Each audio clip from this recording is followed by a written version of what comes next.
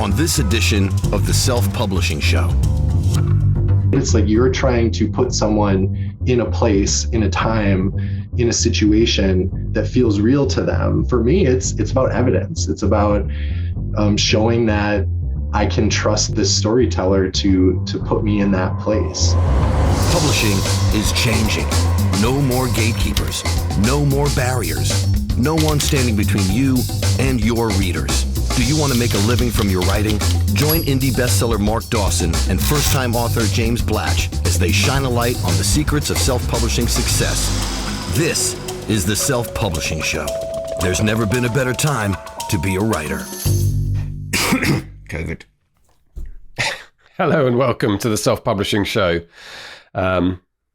We mustn't get COVID because we're going to Las Vegas next weekend. Next Tuesday. Next Tuesday. Monday. Tuesday. Monday? Monday. 8th. Oh yeah, Monday. Yes, Monday. You're right, it is Monday. My God. I was getting very confused. I'm actually booking meetings now, and I've got a meeting with my editor at Tantor, and we it's all my fault. She said, let's have breakfast, and I said, well, let's do it on the Monday. Then I'm like, no, actually, no, I'm flying Tuesday. Then I checked, no, it was Monday. Oh my God. Please don't turn up to the airport on Tuesday. No. Actually, in my head, it was Tuesday. I really have to think about this because I'm going to make a terrible mistake. But yes, Monday the 8th, isn't it? Yeah, sorry, I should say hello to everybody. Hello, everybody. Thank you very much for listening. We're rambling right from the beginning. This is, of course, 20 Books to 50K conference, 20 Books Las Vegas, or 20 Books Vegas, I think it's called, taking place in a new venue this year in Bally's Hotel on the Strip in Las Vegas. It's going to be the biggest gathering of indie authors on the planet. Well done to Michelangelo and Craig Martell, particularly Craig, who does all the legwork. Mostly Craig does all the legwork on this incredible job he does. Craig. Yeah, and it's that huge undertaking and very impressive. They've got a brilliant app where you can pick out the sessions you want to go and so say you're interested in going it or book yourself in. He's very good behind the scenes. We're going to be doing a presentation together, so we're getting requests for our presentation and stuff, all very well organised. Better organised than us because I've got to do the presentation tomorrow or tidy it up tomorrow. But if you're going to 20 Books Vegas, do come and say hello to us. We socially distant, please. Reasonably socially distant. I think we're all going to be wearing masks, aren't we? I can't remember what's happening, but we'll see. Do come and say hello. It'd be lovely to see you. And our session is on Thursday afternoon, I believe. Don't ask me. I think it's Thursday afternoon. And we've already got a few meetings booked up along the way. We'll probably record as much as we can whilst we're there, podcast interviews and bits and pieces. And maybe we'll even do a wrap where maybe we'll do a top and tail from the conference and show people what it looks like in the conference hall, Mark. Or from the swimming pool. And one other thing I should say is happy birthday, Mark Dawson. Oh, yeah. Yeah, it's my birthday. We're recording this on a Sunday, and I've been away all week. And yes, today is my birthday, which has been... I don't know, you get to our age, James, and it really is just another day. It's not yesterday, it's today, isn't it, your birthday? It's today, yes, my birthday's today. Yeah. Did I say yesterday? No, it's today. 31st, Halloween. Yep, Halloween, that's my birthday. So James sent me a huge bar of chocolate, which I'm now thinking I need to get that away from Scout, because if he gets his teeth on that, it's You'll be to the vets. And I can't take him to the vet because my vet's in hospital with COVID. So right. So you mustn't tease it. You mustn't eat the chocolate. I do have another present for you, but it hasn't arrived, and hopefully it'll arrive in time for Vegas, and everyone will be able to see it. Oh, that's interesting. It's a new codpiece. Yeah, new codpiece. It's just funny. I was going to say that as well. That's weird. Weird. That's creepy. Okay, we've got to the point now where we can finish each other's sandwiches. Oh. Right. Okay. We've got a couple of things to do before our interview with Dave Kirschinger today. Really interesting interview about stories, absolutely the heart of what we do in our writing. And I'm deep into my drafting at the moment, so really thinking lots and lots about stories and how they work. In fact, my book goes to my development editor tomorrow. Yes, so today's the last day of drafting. It's not quite finished, but he's going to take what I've done so far and give me some pointers. Slightly nervous about that, of course. But that's coming up in a moment. Before then, we want to talk about the SPF Foundation. So as you know, we produce premium courses. We are closely aligned with lots of people in the indie space who provide services like Readsy, for instance, and other authors.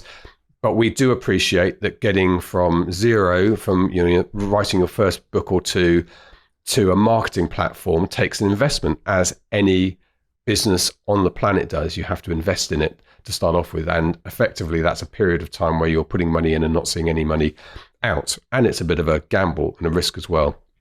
And not everyone's in a position where they can do that. Certainly can't do it to the level it needs to be done to give yourself a good chance of success. And so we look out for those people, and we have a foundation which you can apply for, and we give a grant. I think it's worth $2,500. Actually, it's worth more than that, because you get a load of stuff from us for free. So it's probably, all in all, it's probably closer to $4,000 worth of material that you get to give you a good chance. And we've had some fantastic stories, and we've got somebody coming up soon actually who's going to be one of the alumni of the SPF Foundation to tell us what a difference it's made to their career and their life. But we're in the position of shaping things up for the new year, Mark. We are, yeah. So my wife Lucy handles the foundation with help from a few others, but we've she actually asked me to just mention on the podcast the sponsorship situation this year, and we have 8 sponsorship places available. So Ricardo and the team at Reedsy, they are, as usual, in fact they have, I think from the start, so 3 or 4, 5 years even that they've been doing this, they're sponsoring 4 places.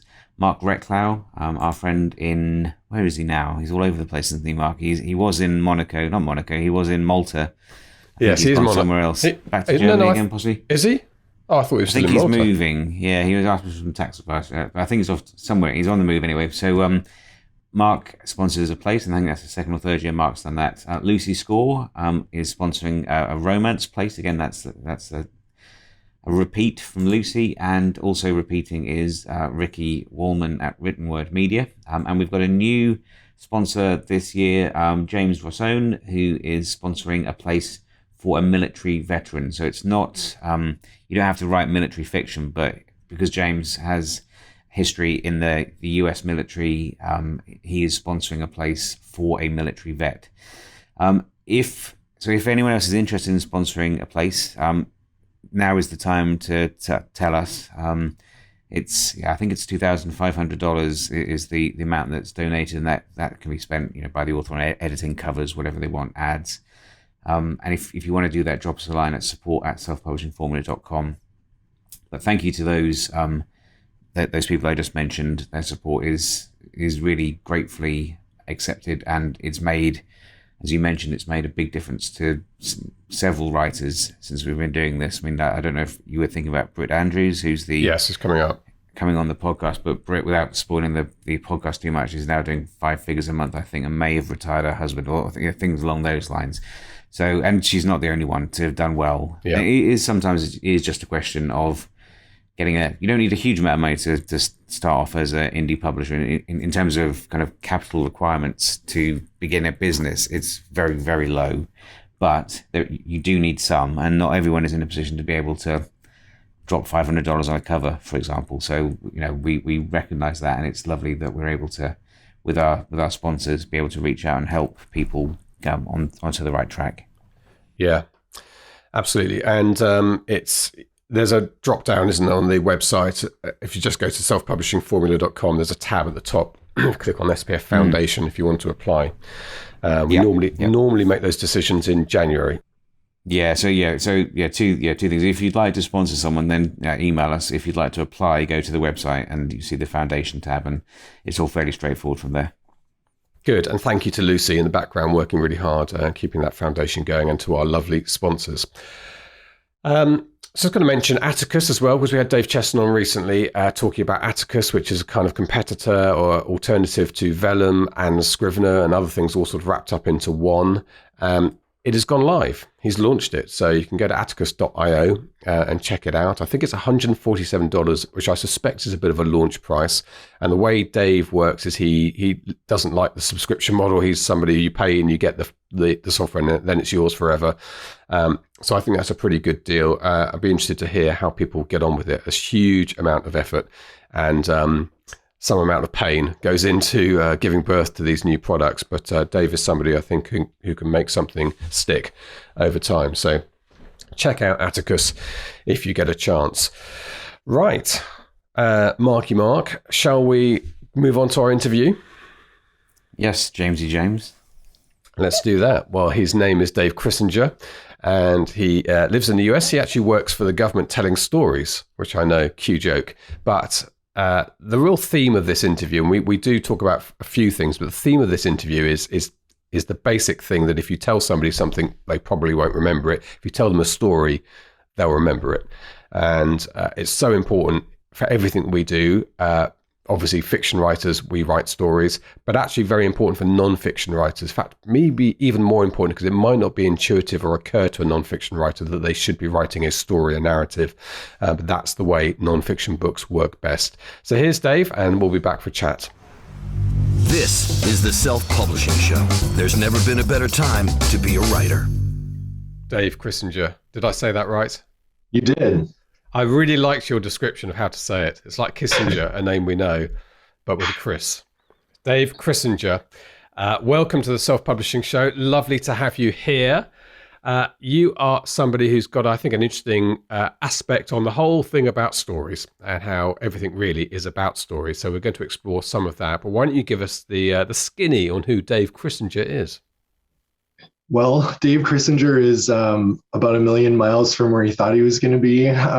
So I ended up in graduate school right after college studying European history and really, just fell in love with the job of a historian, right? To dig into archives and look for stories in the material and figure out a way to make some piece of evidence relevant, to a reader today. That was what I really loved about history. And then the stock market collapsed and the housing market collapsed and the academic job market collapsed. And I found myself working for the federal government as basically a professional storyteller helper person.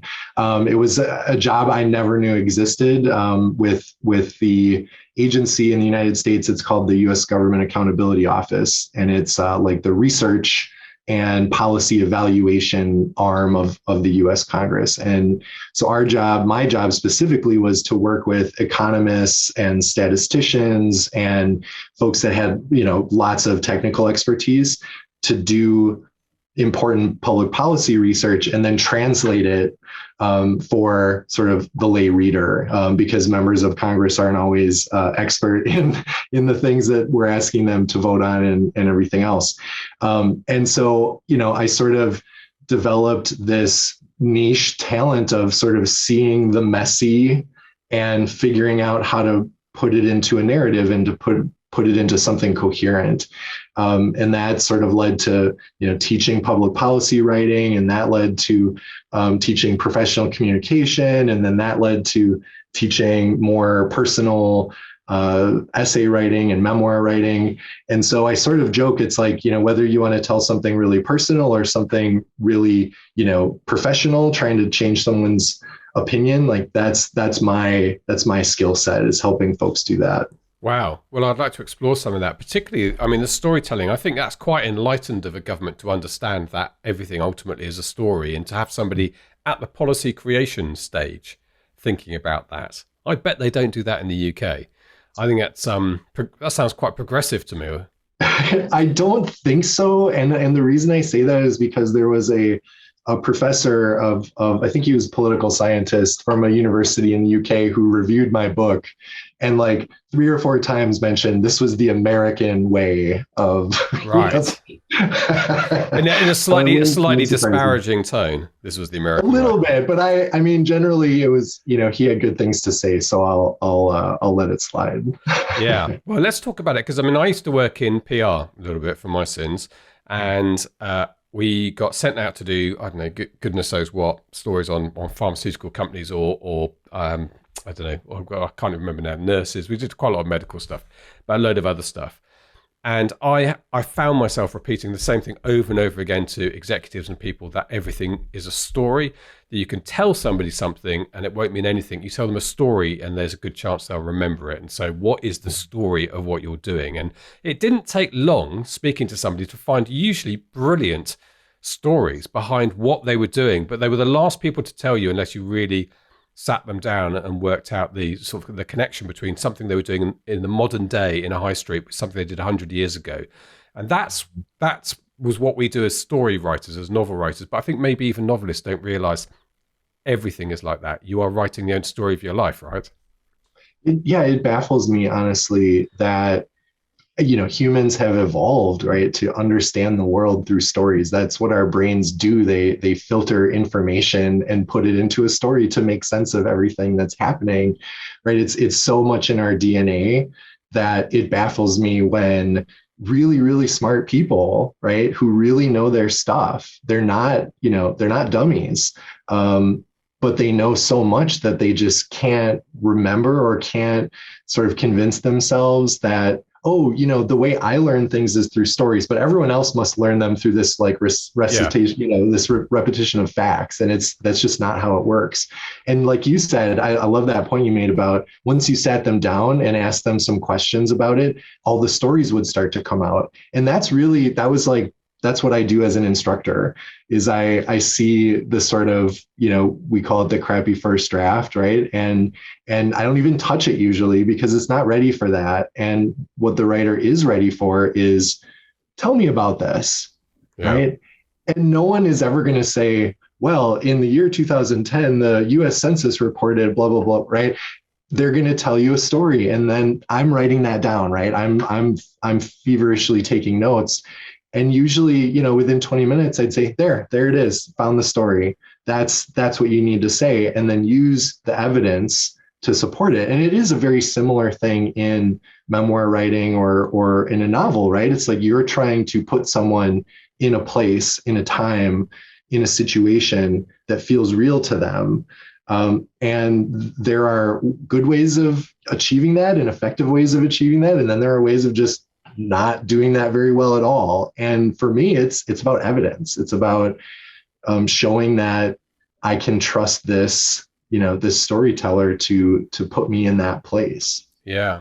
And it's surprising. I can imagine in government, you work this out, how powerful it is when you do get somebody to understand the story, and everything can change then. And you see this unfolding, don't you, with like crises that happen in companies, like BP's explosion in the Gulf, which was famously very badly handled. They had no face to it. They had no narrative. They had no story. They lost control of it. Anyone who criticized it, that was what filled the airwaves. And PR companies, I think, use that today. You've got to create a story, and everything. It's not PR. It sounds very cynical. There is a story there. Mm-hmm. And if you're not going to tell it, someone else will, or people will make up the story from the bits they get. Exactly. That's what I always tell so now I teach public policy writing at the graduate level at the University of Chicago. And I tell my students this all the time, which is, if you don't tell a story with the data, your reader is going to tell a story, and they're going to bring their worldview and their experience and their political ideology and their, identity to that data, and they're going to tell a story. So unless you are okay with that, you're okay with somebody taking your work and spinning it into a different direction, then you've got to own that story. And I think it's usually an experience that you just need to really have once with an editor before that just clicks, right? You just go, oh yeah, that's how I'm persuaded. So that's probably how other people are persuaded as well. Yeah. And the great thing about us as writers, particularly fiction writers, but even non-fiction writers, is we're gods in our story creation, right? We can completely control that narrative. I mean, not completely, actually, because once someone starts reading, in fact, I read a brilliant quote today, I think from Andriy, is it Koskovsky? I can't remember his surname, Toskovsky, who said, 1,000 people reading the same book is 1,000 different books. Yes. It's a great quote, because you have to understand, when people start, your best intentions about telling your story, someone starts reading it. Before anyone reads it, by the way, it's not a story, it's ink on a page, it's nothing. When someone starts reading it, that's when it becomes active, and they bring their own interpretation to it. But we're in a strong position, aren't we, as writers, to control that narrative or have a go at it. It's funny you say we're godlike, because I sometimes describe the kind of reporting or the kind of research that I need to do to tell a nonfiction story as like, what if I was God and I wanted to be able to know what someone was thinking, or what it smelled like, or, what the air was like that day, right? I want to be able to tell those details in my story. So that just means I have to think about that ahead of time. And then when I sit down with that person to interview them, or I do a site visit and I see what something looks like, I can pick out those details. And it can give nonfiction writing a little bit of that like fictional literary kind of quality. But that's all. I only use that in nonfiction where I want to place the reader in that place and in that time. And that's how I sometimes differentiate between a story and a report, right? Like if I was being asked by the president, to do a 3-minute brief on, I don't know, the future of higher education in the United States, I wouldn't walk in and say, on a crisp October morning, the orange leaves flew, descended into the quad. And right, it's like, I've got 3 minutes. I need to make my point and I need to explain how I know this is true. And I need to make a recommendation on what to do about it. And I have 3 minutes, right? And so you kind of think about that as an exercise sometimes for a nonfiction writer or a fiction writer, is like, what are the 3 main points you're trying to say? And can you sum it up? For me, I like to be able to know that before I really dive into a story. I'm not a, right by the seat of your pants kind of person. It feels too directionless for me. So I have to do a lot more outlining maybe than the average person. And that doesn't mean I'm rigid about the outline. It just means I have to kind of know where the signposts are and then know when to deviate, when it makes sense. Yeah. It's interesting, there are different styles. I mean, some people sit down and seem to be able to write perfectly formed stories without any outlining and probably couldn't answer those questions. Some people can't tell you what their story's about, but they are very, very well-formed stories. Yeah. I'm always a little skeptical. Really? You think people work harder than they let on? Well, I guess this is the way I look at it. I judge myself as a writer and as sort of the quality of the piece that I wrote by the sorts of feedback that I get from a reader. And what I mean by that is not like, did they like it? Did they not like it? But did the reader, write a comment about something in their life or something that they have experience with? Do they feel compelled to tell me, oh, this reminded me of my father and this helped me make sense of something he said, right? Those are the kinds of reactions that I'm trying to get with my piece. I want it to start a conversation. I want it to be something that makes them think differently about their life.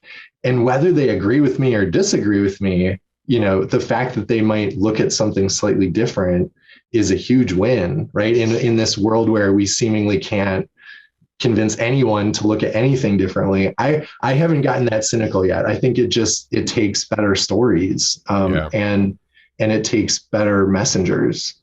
Yeah. So what are you doing at the moment, having moved on from the government? Well, I'm directing a writing program at a graduate school. So this is a professional school for public policy analysts. And this is, a thing in the US where, we have law school, we have business school, we have, medical school, and now we have public policy school. And so people that want to go into that line of work. And I get to work with some amazing students who, come from all over the world. I do a little bit of writing about public policy communication. I have a book, a second edition of a book that's coming out in February on writing public policy. But if I'm being totally honest, my real love is personal storytelling and memoir, and especially the kinds of personal stories and memoir type stories that show growth or show transformation or show a change, right, over time. That, we're all just so seeped in terrible news all the time. I'm really gravitated towards stories that maybe, they're not, oh, it has a great happy ending and everything is wonderful, but there's a transformation that the writer goes through. And I just like to be along for that ride. I like to think that something's not hopeless, or that, even if it will never be quote unquote better, it can be, survivable, right? There's a little bit of, I don't know, the joy of being a human, I feel, right, when I read stories like that. And it can be so easy, right, to, especially if you've been through a traumatic experience, or if you've experienced a lot of challenges, or even just were born into a life, right, that's full of challenges. It can be really easy to just sort of pile that up for the reader. And I think that appeals to a certain kind of voyeuristic reader, right, who wants to sort of see how the other half lives, quote unquote.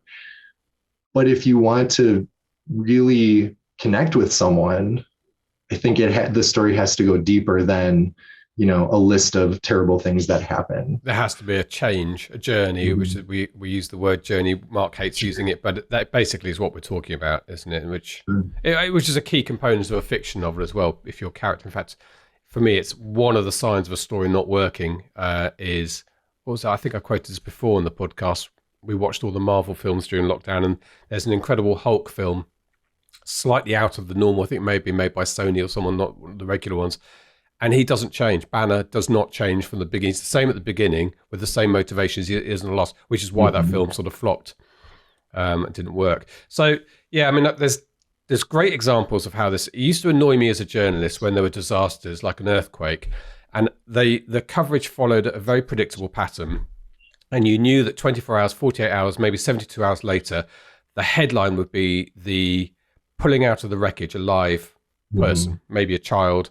And I became irrationally annoyed by this because it didn't represent the tragedy. What it represented was a little bit of a fluke here, but it seemed to gloss over the death. And I think that was the wrong way of thinking about it. It was irrational because we are drawn to that triumph over adversity, aren't we? And it's exactly what you're talking about, I think, here, is that it's human nature to want to find that, look for that all the time. When somebody's in the depths, you're reading a memoir about alcoholism or abuse or whatever somebody's been through, what you're looking for and hoping for every time you turn the page is some inkling of overcoming it or growing despite what's happened. I think that's what you're saying, or? Yeah, and I would even, I would even take it a step further. So once you've maybe had the perspective, or you're writing a novel where you are trying to show this complexity of a character, right? There is that, okay, how did they change? How did they transform? But then also there's a balance, I think, between what I would describe as context and aesthetics, right? So let's think about this in sort of like photojournalist terms. If you were, capturing a scene of something really terrible and it looked like a crime scene photo, right? People wouldn't want to look at it. I mean, some people would, but most people would turn away from that because it's jarring and it shows too much context, right? It sort of removes the humanity sometimes of the situation, and it's all context.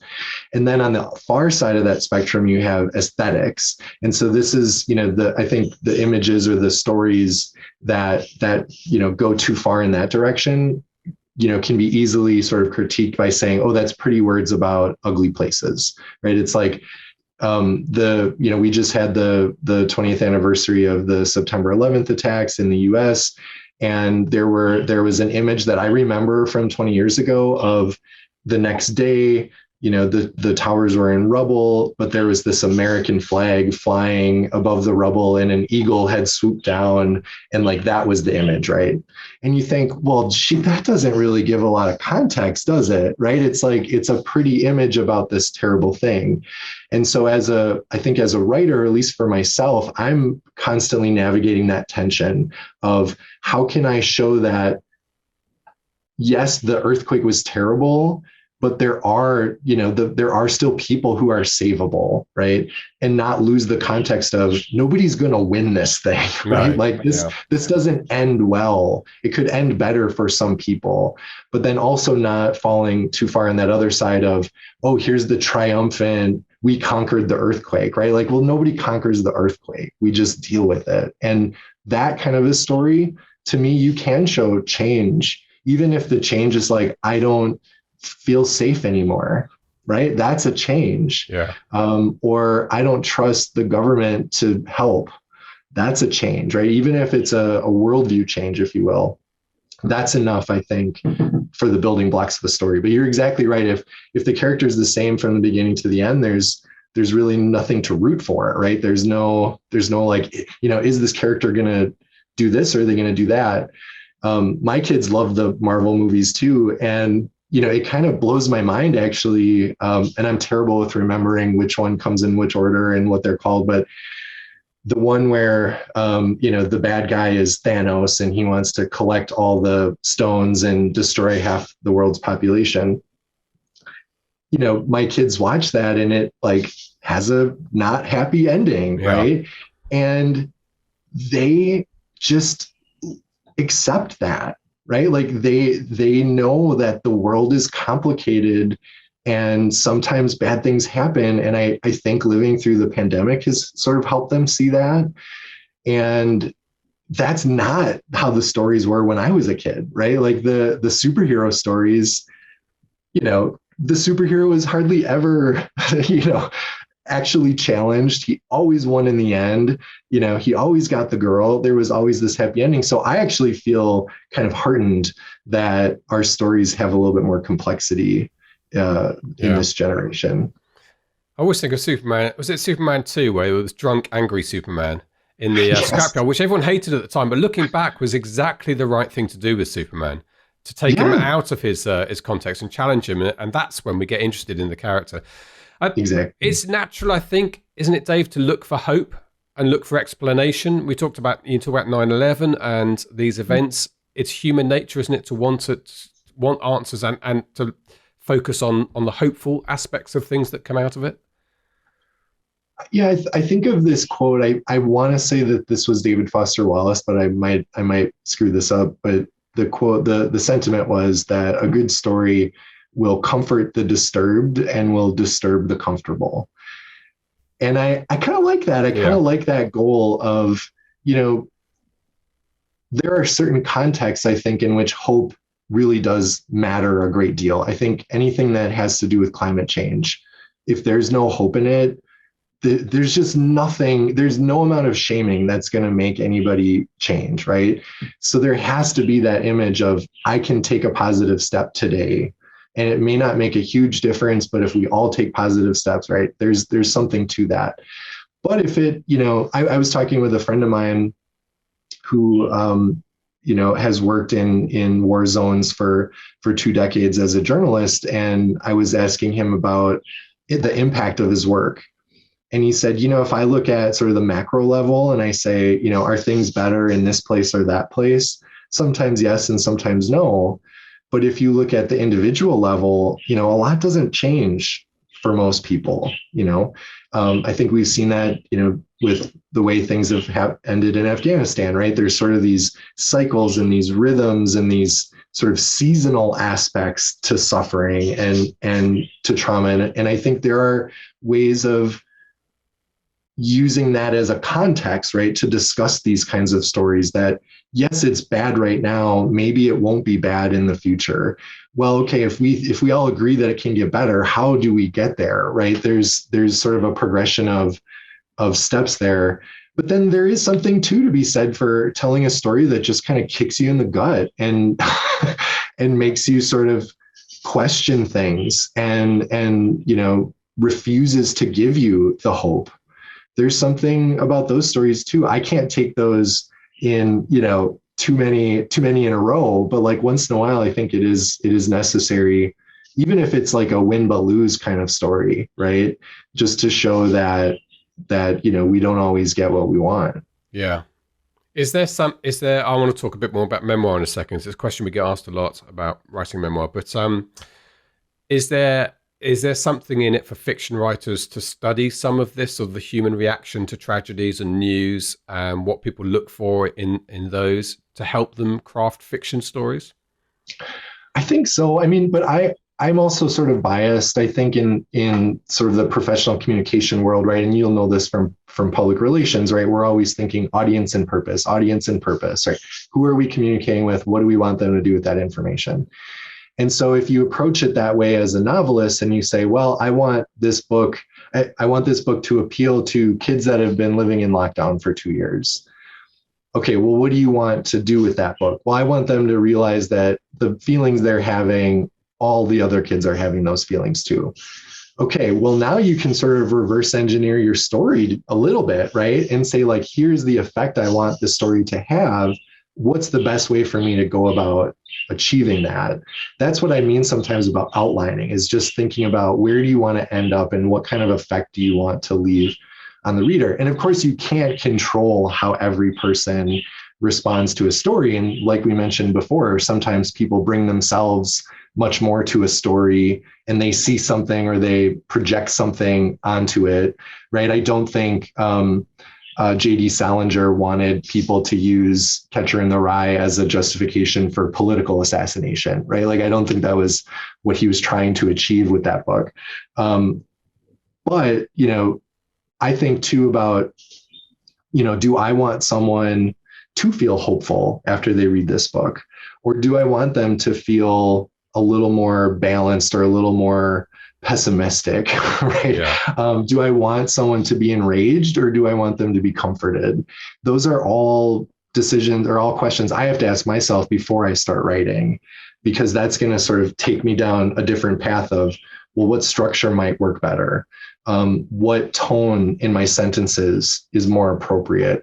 Should I use more complicated words or more simple words? Should I have longer sentences, shorter sentences? All of those things have an impact and an effect on the reader.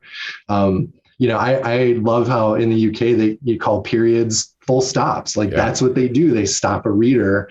And there's so many interesting ways of playing with sentence structure to make people feel something. And that's the kind of stuff that I get really excited about, that idea of kind of tinkering with a message to get a certain reaction. Yeah. By the way, I think you call full stops periods, not the other time. I'll claim some provenance on English. Yeah, I mean, it's a fascinating area, and you're right. You can't ultimately stop people. Was it the Reagan guy who had Catcher in the Rye, whoever that assassin was? You can't ultimately stop people. And if you look at the reaction to 9/11 and the pandemic, actually think about the pandemic. Some people searching for explanation have gone down the conspiracy theory route.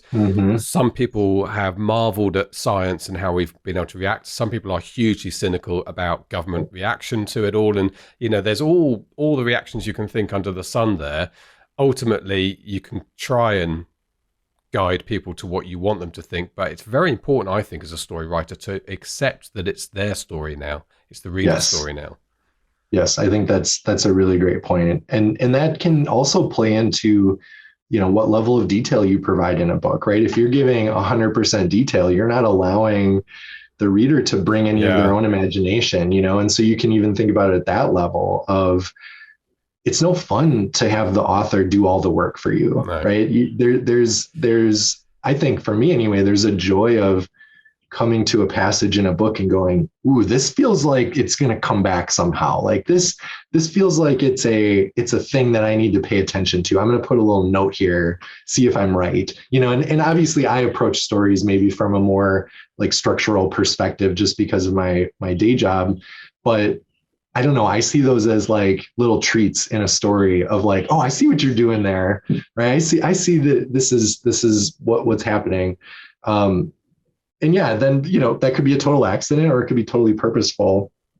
I tend to think even if it is an accident, it's an intuition, right? It's an intuition that I need something here. I need to provide this piece of context, or I have to describe this, because if I don't describe it this way, you're never going to believe what happens later in the book. Yeah. Those are the kind of things that I really enjoy. It's the hardest thing though, isn't it? For those of us writing for the first time, to leave that stuff out, to trust your reader. Stephen King says, trust your reader. Mm-hmm. Well, I have a good story of this in the book where I talk about this very rugged wilderness trip that I went on with an author friend of mine. He was doing research in far northern Canada near the Arctic Ocean and was going to canoe I think it's about 1,100-mile Mackenzie River. It's this huge river that I didn't even know existed. And so I went along with him for the first 10 days, and then he had another friend that did 10 days and another, and so, because nobody could take 40 days off from work except him. And so anyway, he wrote a chapter of or a section where I am one of the characters, because it's part travelogue, part history. And I was teaching a writing seminar in New York, and I get an email that I saw during one of the breaks, and it says, hey, can you read this chapter and just let me know if you see anything in it that you remember differently, or, if I'm not characterizing something correctly, like, please correct me. And so I read the first few pages, and 3 times he mentioned in a description of me or in describing an action that I am a pretty large person. Like, I'm 6'4", about 240 pounds. I played football in college. And he makes this point in 3 different ways in like the first three pages. And all of a sudden I started getting this feeling of like, why is he harping on my size? Like, once seems like enough, right? Yeah.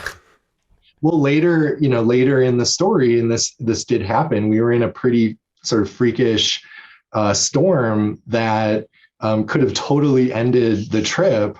But luckily we got through it. And in part of the ordeal, the water was rising up so fast that it was coming close to our canoe, which had like 500 pounds of gear in it. And we had dragged it so far up the beach that we thought, there's no way, we don't need to tie this off. It's fine. And it's like the water is getting closer to the canoe. And so I grabbed the canoe and dragged it up this hill. And so when I talked to him, I said, Brian, why are you making these cracks about my weight? And he goes, well, if I didn't put the image in the reader's mind that you're a big, strong guy, I don't think anyone would have believed that you dragged that canoe up the hill. So I had to build it into the way I described you. Those are the kinds of decisions I think we have to make, whether it's nonfiction or a novelist, right? It's like, how do I create a scene in which it's surprising, but also a little bit inevitable, right? It makes sense, but in a surprising way. And that's what he was trying to do in that chapter. And I had a newfound appreciation for that sort of giving the reader the information they need in order to form their own conclusion. Because in the scene where I pull the canoe up, he doesn't say, Dave pulled the canoe up. Good thing he's a 6'4", 240 pound former college football player. Otherwise, this would be totally unbelievable, right? That's not in the text, but I haven't talked to anyone who doubted that claim. You know what I'm saying? So it's done subtly, done correctly, because I guess there's foreshadowing, and sometimes you can be a little bit too clever with your foreshadowing. Sure. But it's important, obviously, to have the right things in the reader's mind, the right image for a scene to work later. So it's having that balance, I guess. It's tricky, isn't it, all this writing stuff? It is. And I think, at least what's been very helpful for me over the course of my professional writing career is really learning the thinking behind different kinds of stories. That doesn't mean that I always think, oh, that's a smart way to tell a story, or, I could never deviate from, the dramatic arc structure or whatever. But just understanding the thought process and the justifications for making certain decisions in a story, I'm totally fascinated by those. And I'll give you an example. Like, I sometimes, if a student has a story where this might seem to make sense, I'll give this as a suggestion. But imagine you have, let's say, a personal essay, and you can break it up into 5 sections, just evenly distributed. You can tell that story sequentially, right? 1, 2, 3, 4, 5, or you could try 4, 1, 2, 3, 5, right? Where you sort of have this action scene and you're throwing the reader into it. They're not really sure what's happening, but it's compelling enough that now you've got them hooked. They want to see what happens next. And now you zoom out, right? And you sort of build up to that moment and you say 3 days before, right? But if you started with a first line of 3 days before this really exciting thing that happens that I'm going to tell you about in 10 pages, but not right now, right? It just doesn't have the same effect. And so approaching that sort of discussion as like, well, what do you want the reader to feel? Oh, I want them to feel hooked into it. Okay, here's a strategy you can use. Well, I want the reader to be surprised by a revelation in the beginning. Okay, so should you start with that or should you end with that?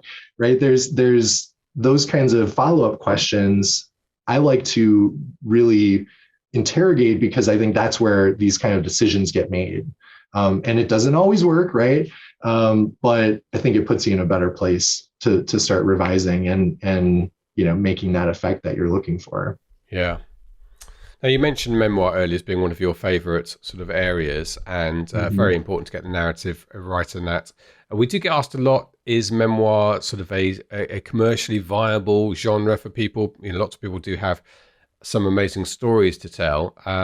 And I don't honestly know what the answer. I know that I've read a few. There was a spate, I think, of kind of alcoholism. They came up with a name for the subgenre of this grot lit or something, and they were all quite gripping. Reading about the extraordinary lives people have had. Sometimes the first 20 years of their life, they did more, experienced more than we'd ever do in a lifetime. And I think I read that along with other people trying to find answers about everything. But I don't really know how successful memoir can be and what the right approach is to it. Is this something you think about as well as how to write it, but how to be successful with it? For sure. And it's a good story about my book, which just came out. The Stories Are What Save Us, because that book is, I call it's part memoir, part writing handbook, part writing sort of instruction book, and a teacher's handbook. So whether you're trying to tell your own story, or you're trying to help someone else tell their story, or you're interested in other people's stories, right? There's a little bit in there for everything. And in the memoir parts, I tell stories about the lessons that I've learned. And so it's not, here's Dave Kirschinger's life, isn't it interesting? It's, here are all the ways that Dave Kirschinger has made mistakes and learned from them along the way. And here's a way for you to learn from those mistakes without having to make them like he did. And to me, those are the kinds of memoirs that can be more, at least in my experience, can be more commercially viable, because the focus isn't on yourself as the subject, it's on helping people in some way through the use of your story. And so those are the kind of memoirs I think that get a lot of attention, whether they have to do with living with mental illness or living with addiction, living with, abusive spouses, losing a child, having to take care of your parents, right? There's all these kinds of big life events, right, that most of us will experience. And when they happen to us, it's the first time, right? And it can feel like no one else in the world has ever had to deal with this. And that's, those kind of memoirs are the stories that comfort the disturbed, right? They say, hey, you're dealing with this and it sucks. But I dealt with it too, and here's my story. Now, those can go, farther down the spectrum into literal self-help books of step 1, step 2, step 3. I'm less interested in those kind of books. I like the stories. I like to be able to reach a conclusion on my own in a memoir. I like to finish a memoir and say, well, I'll give you an example. I was a big fan of Bryan Cranston, the actor. Yeah, fantastic. And I was in an airport a few years ago, and I didn't have anything to read, and I saw he had written a memoir, and I thought, oh, and it was when Breaking Bad was kind of at its height, I think. And I bought it, and I read it just on the plane ride. I sat down and finished it. And he structures it by the different parts that he's played in his career. So every chapter is a different part, and he tells the story of how he learned to embody that role and what it taught him about himself. And I learned things about him that I didn't know, that I found incredibly interesting, that seemed to help make sense of what I saw him do on the screen, but also helped me think about times in my life differently, right? Again, I think that's the best a memoir can really hope to achieve. Then you get, the kinds of I'm rich, I'm famous for whatever reason, and I have a crazy life, and, you can be a voyeur and read my book. Those don't tend, at least in my experience, don't tend to be that interesting, and they don't tend to stick around.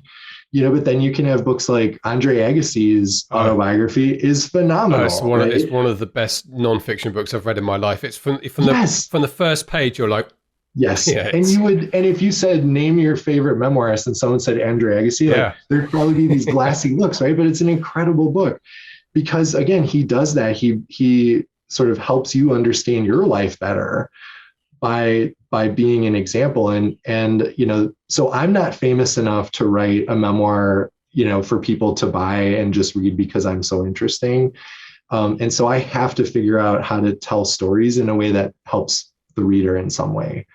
So that's how I differentiate what are memoirs that I think publishers are more interested in. They're more interested in those, what can your story help other people learn or understand?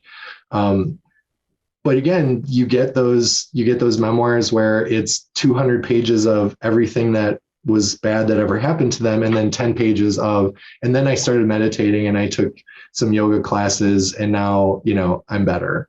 Those, if I was the editor, I would say, we don't need that, right? Like, what the reader wants to see is what finally got you to do something different, right? Yeah. Like, what was the thing that made you pick path B instead of path A?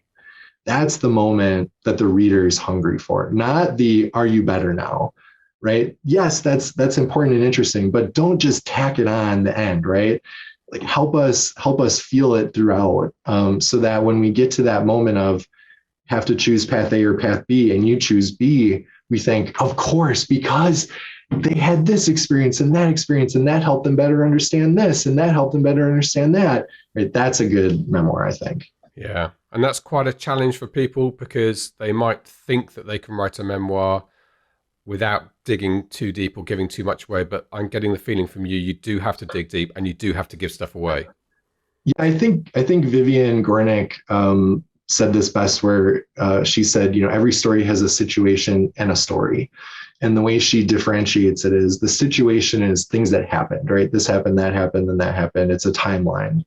The story is what you can sum up that story in sort of a word or a phrase. So this is a story about betrayal. This is a story about redemption. This is a story about love. This is a story about hopelessness, right? And so even if you have never directly experienced the thing that you're reading about, whether it is combat or Hogwarts, right? You can get into the story because there's that universal human story at the root of it, right? So, Harry Potter, right, is a story about a wizard, but it's really a coming of age story, right? It's about accepting a responsibility that's been foisted on you, right? That's a universal human experience, right? And so when I work with military veterans or war refugees, I say, right, there are not a lot of people who know what it's like to experience what you experienced, but they do know what it feels like to be betrayed, or to feel like they're less than, or feel like they let somebody down, or whatever the thing that is that underpins your story. That's definitely something a reader can understand and can empathize with. So that's where I really try to direct my writers, is to think about the, what's the right way to phrase it?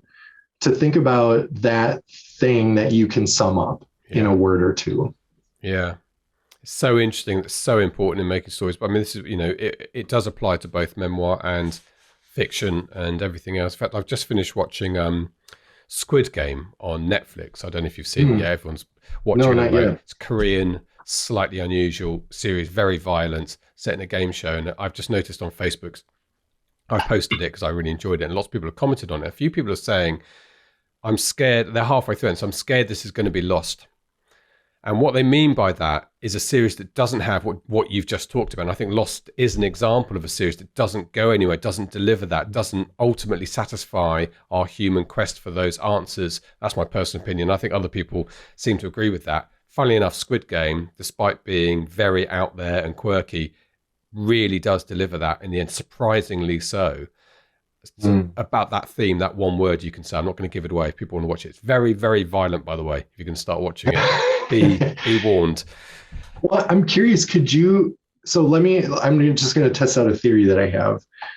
In the storytelling structure of that show, does it feel like, sort of man against whatever, or is it more like community focused and sort of less agency, like things happen to people, it's not always their fault? Like, do you get a sense for sort of the worldview inside the storytelling? Yeah, you do. It's man against, definitely. Okay. You're seeing it through one or two eyes, one in particular, in a desperate struggle to stay alive.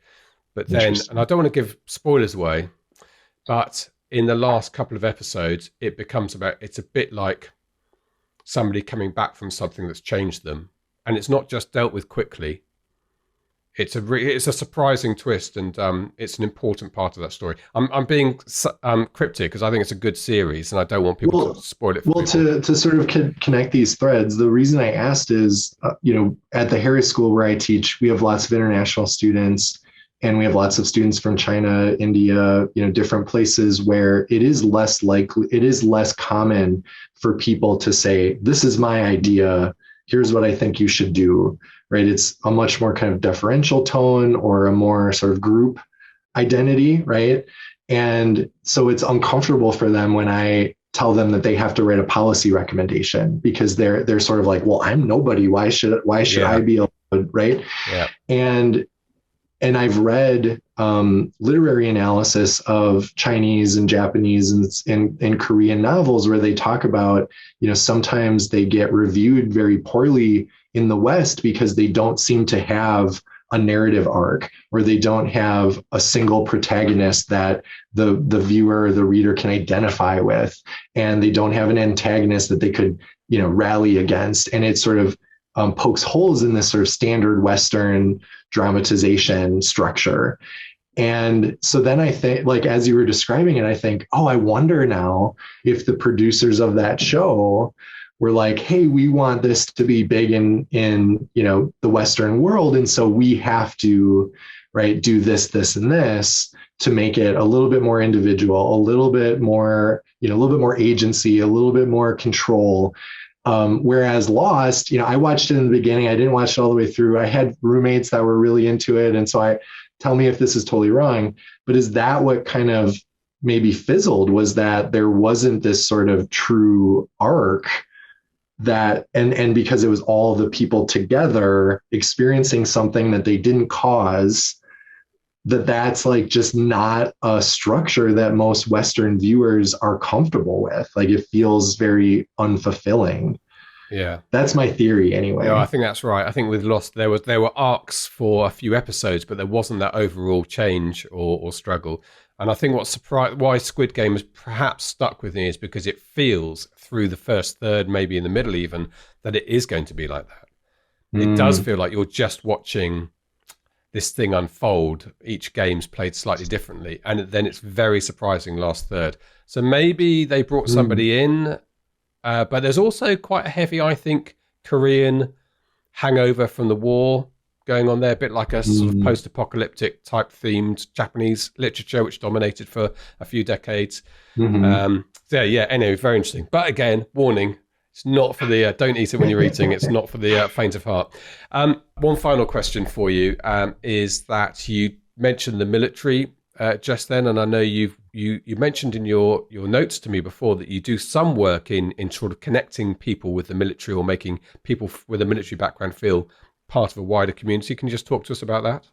Sure. I started teaching a course at a university that was designed. It was a small part of a bigger program at the school that was designed to help freshman students, our first year students, feel more connected to the campus. There was an issue on campus where, the dropout rate was quite high. The number of people who left after one semester was unacceptable. And part of the thinking of the cause of that was that people didn't feel any connection to the campus. And so it was easy, to leave. And they found that student veterans, the students who had served in the military but were now out, had an especially high dropout rate. And so the class that I created as part of this program was designed to kind of build a cohort model of student veterans on campus and help them get connected to each other, help them get connected to resources on campus, sort of smooth that transition. And what it really turned into was a storytelling class. And they all very instinctively used their stories to connect with each other and to also sort of create an in-group, right? Of like, we are here and people outside of this place are not with us. And there was a little bit of defensiveness, sometimes frustration with being misunderstood, the different kinds of stereotypes, at least in the United States. There were lots of media stereotypes or media generated, right? Of sort of, you're either a hero or a monster, or, the ticking time bomb sort of military veteran that it's just a matter of time before they lose it, right? And so what I did in that class was I challenged them and I said, well, if that's not true, then write stories that show the opposite, right? Show me the stories of who you are. And those essays became an edited collection that we published under the title See Me for Who I Am. And the point of the book was to show that military veterans are not monolithic. They're not homogenous. They've had varied experiences. They're unique as any other people. Yes, they've had different experiences, but like we talked about earlier, there's a universal sort of human emotions attached to those experiences. And that was really kind of the proof of concept for me of helping people create a coherent story that helps them make sense of their life can have a really powerful impact, not just on themselves, but their ability to connect and understand other people and be understood by other people. And when I see stories about polarization and about conflict and everything else, I have to wonder how much is just because of that, this idea that I'm not understood, I can't understand them, they don't want to connect with me, I don't want to connect with them. What can break that down? Stories can do that. And I've seen it happen. Incredibly powerful, really good work. And I'm minded to think of James Rousseau, one of our writers in the SPF community, who's suffers from PTSD from his military service, and writing was prescribed to him and is now his full-time job, and he's very, very good at it, but a very important part of his process of recovery. And Jeffrey Fry, who's come out of prison and is using writing to get himself back on the road. I mean, you can't underestimate the importance of that, of exploring the human condition one way or the other to help us understand it. It's been a really gripping and fascinating conversation, Dave. Thank you so much indeed. Yes, thank you so much for having me. It's my pleasure. Yeah, it's been great. Is there anywhere you would like to send people to learn a little bit more about some of the things we've talked about? You can always check out my personal author website. It's David Chrisinger. It's Chris and then Inger, like Kissinger.com. You can get I have a newsletter. You can get information about when new articles come out or new books are hitting the shelves. I'm active on social media in the sense that I have social media and occasionally check it. So it's probably not the greatest place to reach out, but there's a contact form on my website as well, and you can find whatever you need there. This is the Self-Publishing Show. There's never been a better time to be a writer. There you go. Very interesting guy. Dave does really good work with some veterans and has an interesting take on everything. And I used to, in a former life, and I mentioned this, I think, in the interview, I used to work for a PR. I used to freelance. And one of the jobs which I did, I absolutely hated this particular aspect of it, working for a big advertising PR agency in London, one of the biggest in the world, actually. And occasionally they asked you to talk to people, to give talks, because they somehow thought we were magic, what we did. In the videos that we produced. And I developed this talk on a story. And I used to do this little gimmick at the beginning. I should reinstate this somewhere, where I tell people about the guy who invented washing hands in the 18th century. His name is Ignatius Semmelweis. And I tell people that at the beginning, and they're looking a bit bewildered. Then I give my presentation, and then I say at the end, right, and I pick somebody, so who remembers what I told you at the beginning? And they all look slightly bewildered. And somebody puts their hand, they get something to do with hospitals or something like that. And I said, okay, so I told you the bare facts of what this guy's done. Now let me tell you a story. And I spent 10 minutes telling the incredible story of this guy, Ignatius Semmelweis. And at the end of that, everyone in that room is going to remember that story and the history of why we wash our hands today and the incredible development that guy made, which is a story for another day. But it just goes to show, it doesn't matter whether you are selling a packet of crisps or writing a novel, you need to understand intrinsically what a story is and the power of it. Yeah, absolutely. It's well known as an excellent way to get information across. So yeah, it's an interesting subject, and we should probably think about that more often when we're delivering webinars and things, and yes. when we're teaching is to. I always try and wrap it up in terms of this story and how things have I have to use a J word because I'm too tired in the morning to think about anything else. But my journey as an author, God, I feel terrible now. I need a shower. It's quite useful to hang the information that you want off that, because you can see tangible results and befores and afters and all that kind of stuff. But so it is well known to be an effective learning mechanism, that we could probably all do that a little bit more. Yeah, absolutely. And we're all writing our own stories. We're the only people who see our story from beginning to end, aren't we? So we are. Other people see chapters from it, but we are the only ones. So we're writing a story for ourselves. God, that's deep. Too much for a birthday. Okay, look, you go off and have cake or beer or whatever it is you're going to have. Do not get COVID this week. No. I'm not going to be doing very much apart from staying in this room writing, so I won't be meeting many people. I'm desperate to go to the IMAX and watch June this week, but I'm slightly nervous about my brother said it was excellent. So I might have. I tell you what. Let's see if there's is there an IMAX in Vegas? I'm going to guess confident. There might be an IMAX in Vegas. That could be a little boys' night out. Yes, if we've got time. Go and see June. Yeah. Okay, great. Thank you very much indeed to our guest, Dave Kirschinger. Yes, Dave Kirschinger. I was going to say Chris Dave. If I told you a story about Dave, you wouldn't have forgotten. I know. He told me it rhymes with Kissinger, his name. I know how to pronounce it. I'm thinking of Christendom, actually, but yes. Christendom and Kissinger. There you go. The most famous story of all. But there you go. At least in the Western world. It's getting deep again, isn't it? This Sunday. Thank you very much indeed to you for listening. We'll be back next week. All that remains for me to say is it's a goodbye from him. And a goodbye from me. Goodbye. Get show notes, the podcast archive, and free resources to boost your writing career at selfpublishingshow.com.